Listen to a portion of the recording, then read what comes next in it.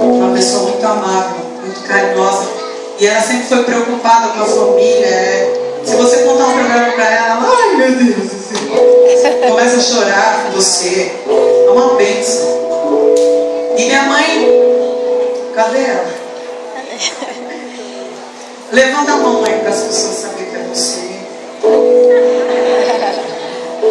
Irmãos, presta atenção. Minha mãe veio para São Paulo depois que perdeu a mãe dela. São 8 irmãos, porque a gente morreu. E minha mãe veio para São Paulo, chegou aqui, conheceu o Negão, meu pai, o Valtão. Os dois se conheceram, casaram. Minha mãe não ficou lá na Bahia porque o meu avô era muito difícil, uma pessoa muito difícil, muito severa, era comerciante. Então minha mãe falou, eu vou para São Paulo e eu vou cuidar dos meus irmãos. Minha mãe conheceu meu pai, casou. Não sei muito bem a ordem, eu não estava lá nessa época. Eu sei das histórias que ela fala. Mas a minha mãe, ela conta que assim que eles casaram tiveram a Gisele. Eu vou ter que revelar que ela é a mais velha. Desculpa, Gisele.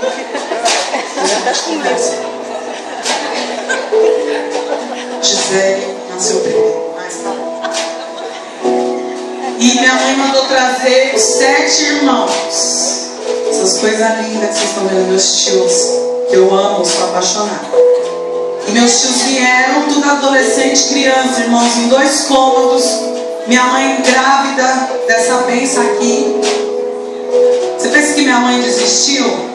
Ela não era evangélica, viu? Ela não era evangélica na época. Não conhecia, não tinha conhecimento nenhum. Só a minha avó que uma época foi evangelizada, mas depois, infelizmente, minha mãe falou que ela não prosseguiu. E minha mãe, ela abraçou todos os meus tios e foi passando o tempo, cada um foi tendo a sua vida e surgiu um problema no meio desse percurso. Eu tinha um tio Paulo, que eu não sei que ordem que ele era, mas o meu tio Paulo, ele começou a ter problemas seríssimos de coração. Ele fez 4 cirurgias, pôs uma válvula. Depois de um certo tempo, meu tio Paulo, ele foi para a Bahia, porque ele fazia operação, ele ficava bem, ele gostava de ficar um pouco lá na Bahia, numa cidade chamada Sítio do Mato. E meu tio Paulo, lá na Bahia, ele se viciou com problema no coração em maconha. Ele viciou em maconha e junto com esse vício veio um problema espiritual. Ele tinha visão de pessoas mortas. Ele estava assim, de repente ele viu uma pessoa morta passar e depois de alguns segundos ele tinha uma grave crise de epilepsia. A epilepsia dele era horrível. Eu já vi gente epilética, mas eu lembro que era terrível ver o meu tio Paulo tendo um ataque. A Jaqueline, eu não sei se a Jaqueline está aqui, a Jaqueline era mais desesperada, ficava gritando, e minha mãe clamando lá em casa. E minha mãe clamava, não sabia para quem clamar. E em risco do meu tio Paulo morrer, e ele tinha ido em vários lugares. Eu quero dizer para vocês que meu tio Paulo tinha ido em várias religiões tentar a solução para o problema dele, porque meu tio Paulo, ele tinha vontade de ser feliz. Eu lembro que eu criança, eu percebi isso nele. Ele buscava felicidade, ele queria ficar bem, ele queria ficar curado, e ele fazia qualquer negócio, e minha mãe ia atrás dele. Eu lembro que nas cirurgias do meu tio Paulo, minha mãe um dia foi para o Hospital São Paulo comigo e com a Gisele. Eu lembro como se fosse hoje, eu criança. Minha mãe deixou a gente numa recepção lotada no Hospital São Paulo e subiu para ir deixar a roupa lá pro meu tio Paulo, e deixou a Gisele sozinha. Minha mãe ficava, o tempo que ficava lá não comia, porque não tinha dinheiro para comprar comida. E minha mãe dizia, eu tinha uma vontade de ir nas padarias pedir coxinha, mas eu tinha vergonha. Era um sofrimento a vida do meu tio, ele fazia muito minha mãe sofrer. Até que chegou um dia, irmãos, presta atenção como Deus trabalha. Meu tio Paulo, ele subiu a rua João Café Filho, número 17, na época. Hoje é o pastor José que está lá, eu não lembro o número agora. Como? 63, mas na época era 17, porque foi o número da minha salvação. Então eu nunca vou esquecer desse número. Foi o número que eu entrei. Que meu tio Paulo chegou em casa e falou assim: Seição, eu passei na frente de uma igreja dos crentes e eu vou lá amanhã. Quem sabe minha felicidade está lá. Aí minha mãe: vá mesmo, Paulo. Vá, que eu já fui tudo quanto é lugar. Vai lá para ver como que é. Aí meu tio Paulo: tá bom, eu vou. Aí ele chegou lá no culto. Outro dia ele deve ter ouvido algo parecido assim: oh, meu filho Paulo, você é uma ovelha preciosa para Jesus. Desde o dia que você nasceu, Jesus nunca te perdeu de vista, o pastor Edson. Tenho certeza que ele deve ter falado isso para ele. E o tio Paulo já se encheu, eu acho que na hora. E aí o pastor fez o apelo, era um culto de quarta-feira. E meu tio Paulo aceitou Jesus. E eu tenho certeza que na hora o pastor Edson ficava: filho pródigo, filho pródigo. Que ele ficava assim. Meu tio Paulo não aguentou. Levantou as mãos, aceitou Jesus, chegou em casa. Seição, a partir de hoje eu sou um crente. Minha mãe: que legal, parabéns. E eu e a Gisele assim pra ele, tipo, nossa, o que ele tá falando? Ele olhou pra Gisele e pra mim, pra Gisele e eu, e falou assim: e vocês, suas duas neguinhas, vocês vão pra igreja comigo?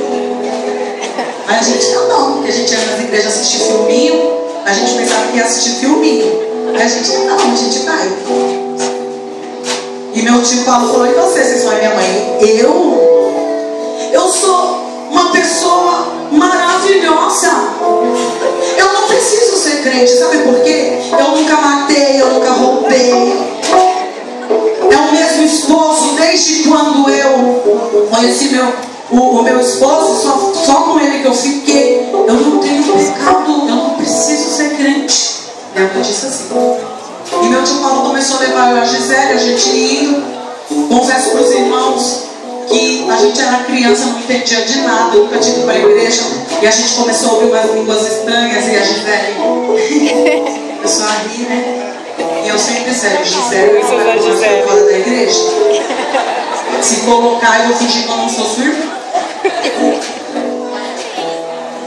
E a Débora também um dia foi, minha prima. E aí a gente começou a ir no congresso de irmãs. A gente se arrumou e foi para a igreja. Chegou lá no congresso das irmãs, o primeiro congresso da gestão do pastor Edson. A gente estava sentado assim na lateral. E qual foi nossa surpresa, irmãos?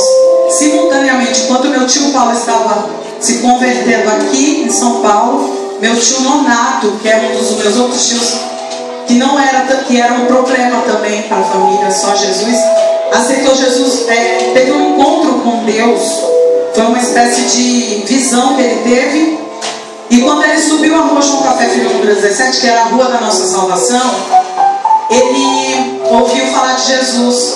O irmão Antônio chorou, entregou um panfleto para ele. Falou: rapaz, vem para a igreja, aceita Jesus. Aí ele foi e aceitou Jesus. Então já era meu tio Paulo, meu tio Nonato. Amém, irmãos? Estão entendendo? Tio Paulo e tio Nonato na igreja, novo convertido, oh Jesus. E meu tio Paulo, homem, ele era tipo todo perfeitinho. Aí a gente falava assim: ai, eu adoro arroz. Ele: menina, adorarás somente o Senhor teu Deus, e nenhum outro adorarás. Arroz você gosta. A gente tá. E aí, meu tio Paulo, a gente na festa das irmãs, vou tentar lembrar as coisas e ser mais breve nessa parte. E a gente sentada assim, olha como eu e a Gisele aceitamos Jesus, aceitamos a Jesus. A gente sentada assim na lateral, as cadeiras do Iracus, aquelas cadeiras de fórmica verde. Quem é da minha época sabe do que eu estou falando. De fórmica. A gente sentada assim. Aí o pastor Edson: filho pródigo! Ai, filho pródigo! E eu e a Gisele assim. Aí lá vem meu tio Nonato, novo convertido, irmãos. Sabe assim, um pouquinho por Jesus. Renato, não, meninas, neguinhas, vamos aceitar Jesus agora. Aí eu e a Gisele assim, oxe, eu não. Minha mãe não é, também não sou. Eu e a Gisele. Aí ele, vamos aceitar Jesus se vocês vão pro inferno. E me empurrou e eu caí. Olha só. Caí longe assim. E eu fiquei com tanta vergonha naquela hora, criança. Eu tinha 10 anos, a Gisele tinha 11. Que a Gisele, vamos, Renata, vamos aceitar Jesus. Tipo assim, vamos lá, você aceitar. Aí lá vai a gente lá pra frente. Aí eu ajoelhei e eu doida pra chorar de vergonha pelo que meu tio tinha feito. Só que eu falei assim, eu não vou chorar porque a Gisele vai pensar que eu tô chorando, que eu tô aceitando Jesus. E todo mundo chora que eu aceito Jesus. E a Gisele, eu não vou chorar porque a Renata vai pensar que eu tô chorando porque eu tô aceitando Jesus. Mas eu tô com vergonha também da vergonha que ela passou. E ficou aquela coisa. Só que teve um segundo que eu falei assim, meu Deus, agora eu vou ter que ser crente. E agora? Tá bom, eu vou ser crente. Aí chegamos em casa, aí eu falei assim, mãe, aí parece que a gente estava falando assim, sei lá, qualquer notícia. Mãe, agora a gente é crente. Aí minha mãe, que legal. Que legal, filha. Aí todo mundo falava assim, aí nisso Deus começou a salvar a Bia, salvar todo mundo, minha tia, tudo.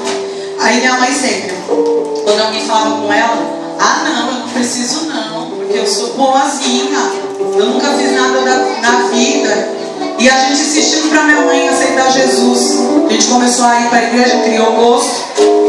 Até que um dia, a gente insistindo muito, minha mãe não tinha quem fizesse ela ir para a igreja. E um dia ela entrou naquele ônibus CMTC, tá lembrado? Quem é dessa época? Lotado, né não? A minha mãe entrou naquele ônibus e encontra o irmão Tavares, pai do Eric do Santa Emília. E o irmão Tavares, Dona Conceição! Todo mundo agora na sua casa está aceitando Jesus, está se convertendo. Tavares já tinha morado, a gente já tinha morado no mesmo quintal.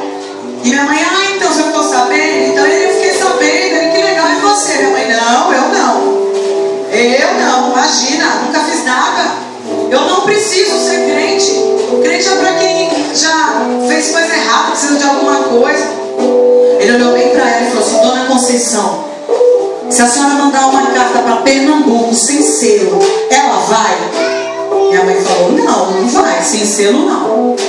Ele falou, bem assim é o crente. Quem crê e for batizado será salvo. Quem não crê será condenado. Pum! Foi a flecha que acertou o alvo. Sabe, irmãos, vocês não precisam ficar falando muito não. Fala só uma palavra e deixa que o Espírito Santo de Deus convença a pessoa. Minha mãe foi para casa doidinha. Jesus amado, quem crê que for batizado será salvo, quem não crê será condenado. Quem crê que for batizado será salvo, quem não crê será condenado. Ele falou com muito carinho com ela, assim, mas foi aquela palavra que penetrou no coração dela, assim, naquele lugar que precisava penetrar. Minha mãe rapidinho tratou de ir para a igreja. Primeiro, ela ficou tão assim que ela aceitou Jesus na quadrangular, na sandália. Foi você entrar em 2 carros, sei lá. E minha mãe é tão assim, que no dia que ela aceitou Jesus no Santa Emília, ela falou assim, pastor, eu quero o microfone. Olha que folgada. Pediu o microfone, pastor Edson. Eu morri com medo de chegar perto do pastor Edson. Ela pediu o telefone, o microfone. Aí ela pediu o microfone. Ó, gente, eu estou aceitando Jesus. Toda, né? Eu estou aceitando Jesus. Eu estou dando um presente pro meu tio, pro meu irmão, que hoje é aniversário dele. E a partir de hoje eu sou uma crente. Aí o pastor Edson, eita maravilha, me dá esse microfone aqui. Eita, pregadora da palavra já. Minha mãe chegou em casa, olhou para a Gisele e falou assim, olha, a partir de hoje nós somos crentes. E teu pai também vai ser crente. Minha mãe fez tipo assim, ó. E teu pai também. E a gente tá bom, mãe. Mas e pro meu pai ser crente? Sabe do que? De orar, buscar, jejuar. E minha mãe e eu, a Gisele, a gente começou a orar. Não sei se a Dora está aqui. A Dora esses dias lembrou de Tem uma época que a gente orou 1 ano na vigília da Deus é Amor, aqui no pé do Vazame. Toda vigília a gente ia, estava em vigília do São Marcos, vigília do Júlia, orava em casa e era só oração, é oração, é oração, oração, oração. Não, porque meu pai vai ter que aceitar Jesus e aquela coisa. No meio dessas orações, nós estávamos orando e era um Pentecoste quando a gente se reunia. Oh glória! Minha tia Santa, já serva de Deus, profetiza, já aceitou Jesus já com dom.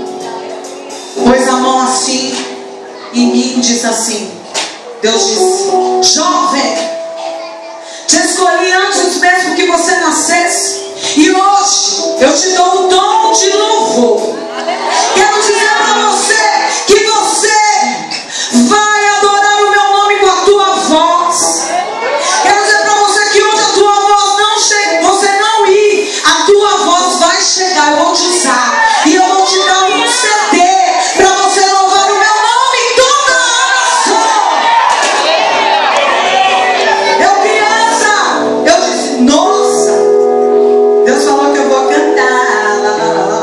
Mas assim, eu fiquei meio assim, eu não entendia muitas coisas.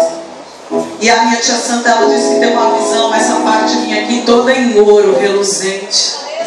E Deus naquele dia me deu o dom de louvor. Eu não cantava, eu nunca cantei na minha vida, nem atirei o pau no gato. No outro dia, estou lá na pia lavando a louça. Aí na época o Júnior gravou um CD. Aí eu venho assim, eu comecei a cantar. Quando eu fechar meus olhos, vou pensar na sua dor. Meu Deus, precisava dessa vozona. Aí o pessoal falou assim, você canta? Eu canto. Eu tava assim, eu não estava entendendo nada. E a partir daquele momento, Deus me deu o dom de louvor. E fez uma promessa. Eu tinha aproximadamente entre 10 e 11 anos. A Gisele e eu nos batizamos. Eu fui batizado com o Espírito Santo, a minha família toda na igreja. E meu pai, irmãos, meu pai tinha 30 e poucos anos. Ele achava que tinha 18.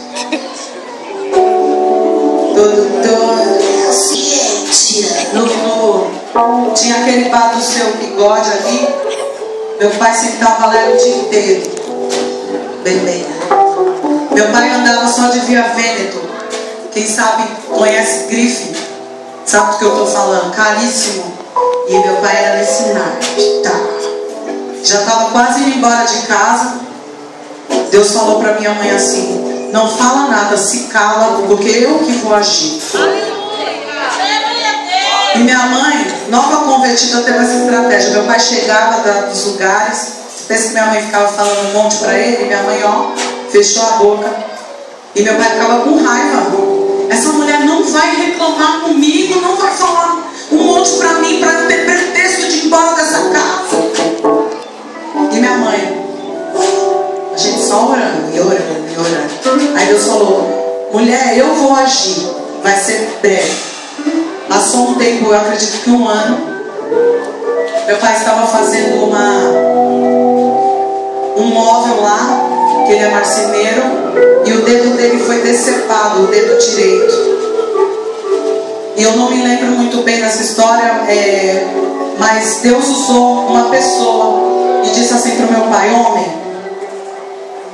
eu tirei o polegar para você saber que eu sou Deus e eu preciso de você o mais urgente possível na minha obra. Mas se tu não for, Deus falou assim para mim.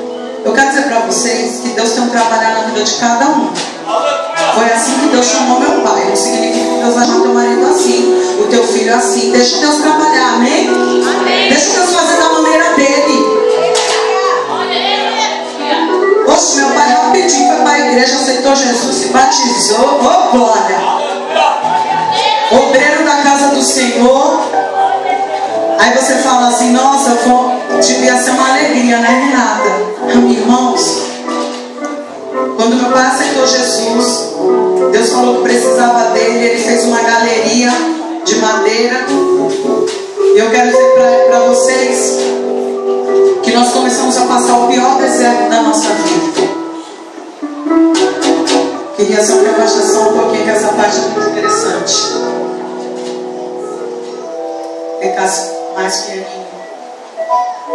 Irmãos, Deus me escolheu, me chamou, me deu o dom, mas aquele deserto me massacrava. As portas se fecharam.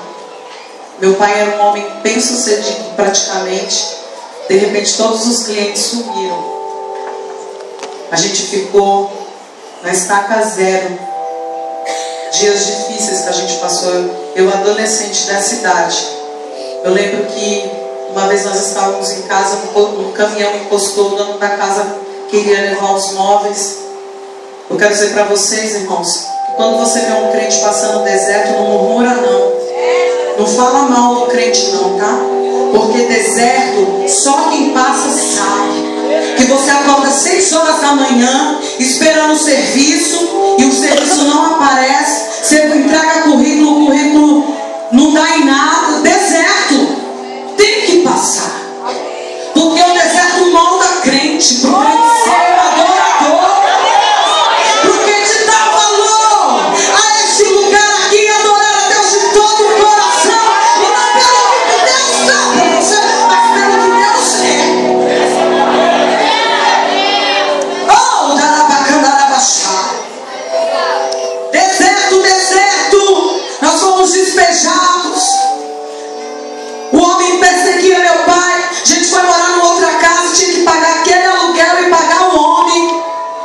A Gisele e eu só tinha material escolar em julho.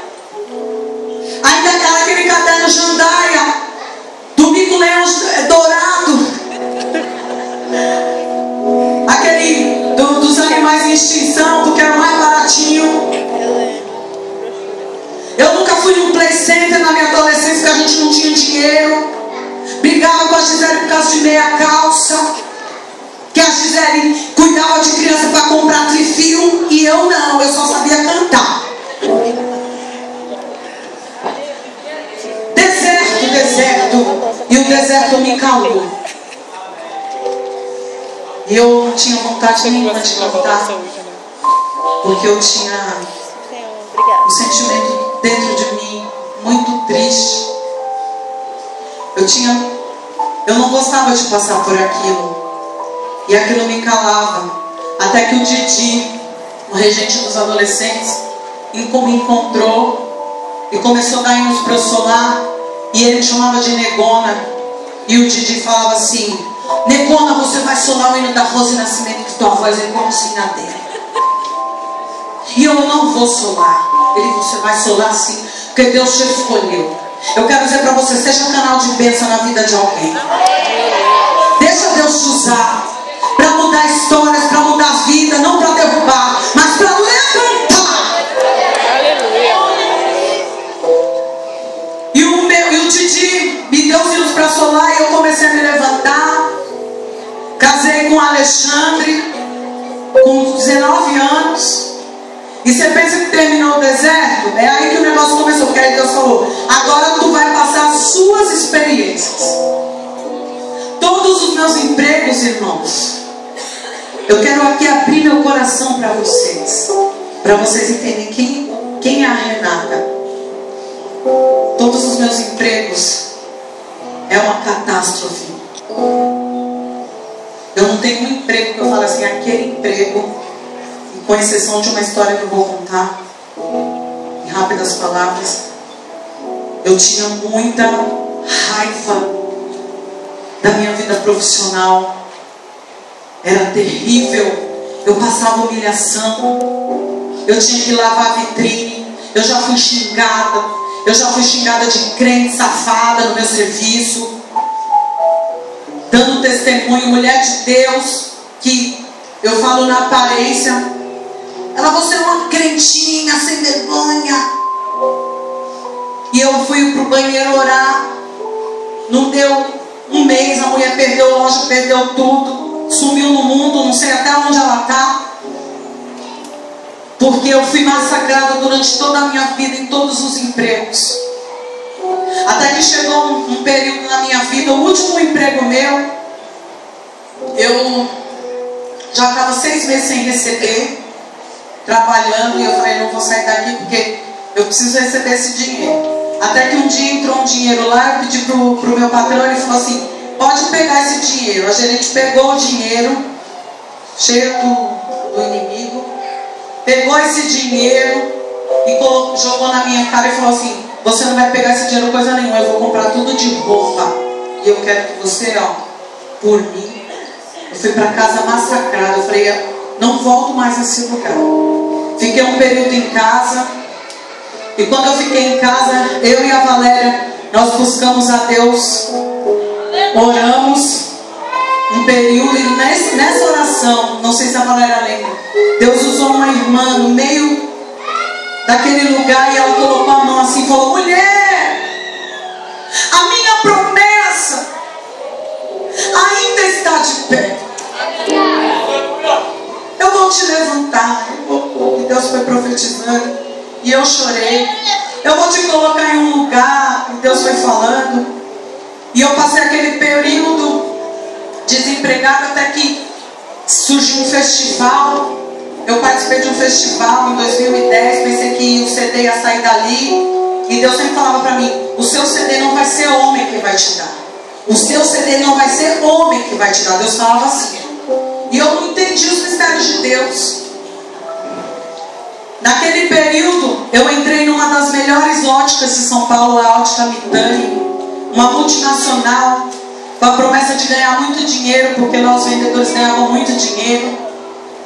No início foi difícil, porque só tinha óculos de 10 mil reais, de 20 mil reais, eu só vendia óculos de 30 reais.